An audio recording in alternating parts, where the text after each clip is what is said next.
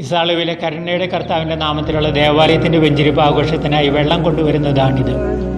1962 ഇവിടെ പ്രാർത്ഥന ആരംഭിച്ചെങ്കിലും ഇന്ന് കാണുന്ന പള്ളി 2007 പണിതീർന്നത്.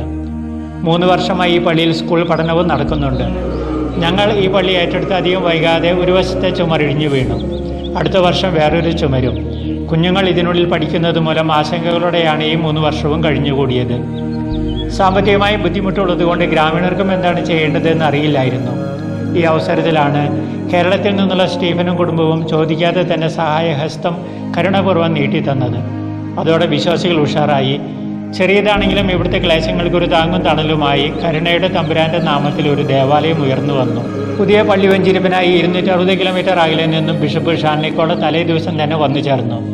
കർമ്മങ്ങളുടെ തുടക്കത്തിൽ ഗ്രാമത്തിലെ കാരണവരിൽ നിന്നും പണിതീർന്ന പുതിയ പള്ളിയുടെ താക്കോൽ ബിഷപ്പ് ഔദ്യോഗികമായി സ്വീകരിച്ചു. പള്ളി വികാരി ആ താക്കോൽ പിതാവിൽ നിന്ന് സ്വീകരിച്ച് കാറ്റഗിസ്റ്റിന് നൽകി. ഇനി കാറ്റഗിസ്റ്റിൻ്റെ ഉത്തരവാദിത്വമാണ് ആ പള്ളി തുറക്കേണ്ടത്. പള്ളി വെഞ്ചിരിപ്പിന് ശേഷം പള്ളിമുറ്റത്തുണ്ടാക്കിയ പന്തലിലാണ് പിതാവ് വിശുദ്ധ കുർബാന അർപ്പിച്ചത്. കാരണം അന്ന് വന്നവരുടെ 4-1 പേർക്ക് മാത്രമേ പള്ളിയിൽ ഇരിക്കുവാൻ കഴിയുമായിരുന്നുള്ളൂ. ബത്തലത്തല ഇടവകയിലെ ഇതര ദേവാലയങ്ങളിൽ നിന്നും ധാരാളം പേർ കാൽനടയായി എത്തി.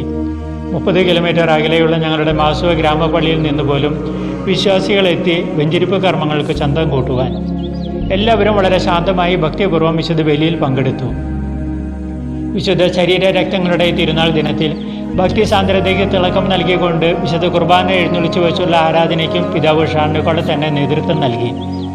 വെഞ്ചിരിപ്പിന് ആത്മീയമായി ജനങ്ങളെ ഒരുക്കുവാൻ ജില്ലോച്ചയുടെ നേതൃത്വത്തിൽ ഒരാഴ്ചയ്ക്ക് മുൻപ് തന്നെ ഓരോ ഭവനവും സന്ദർശിച്ച് വെഞ്ചിരിച്ചിരുന്നു. ആഘോഷ അവസരത്തിൽ ഭക്ഷണത്തിനായി നാട്ടുകാരിൽ ഒരാൾ ഒരു കാളയെ ദാനമായി നൽകുകയും ചെയ്തു. എല്ലാം മംഗളകരമായി തീരുവാൻ കരുണയുടെ തമ്പുരാൻ ഞങ്ങളെ അനുഗ്രഹിച്ചു. ഈ പുതിയ പള്ളി കെട്ടിടം ആത്മീയ തെളിച്ചത്തിന് മാത്രമല്ല കുഞ്ഞുങ്ങളുടെ മാനസികമായ വെളിച്ചത്തിന് കൂടി സഹായിക്കും. ഇതാണ് യഥാർത്ഥ പള്ളിക്കൂടം. തിങ്കൾ മുതൽ വെള്ളിയാഴ്ച വരെ പള്ളിക്കൂടവും ഞായറാഴ്ച വിശ്വാസികൾ ഒന്നിച്ചുകൂടി കരുണയുടെ കർത്താവിനെ ആരാധിക്കുന്ന പള്ളിയുമാണിത്.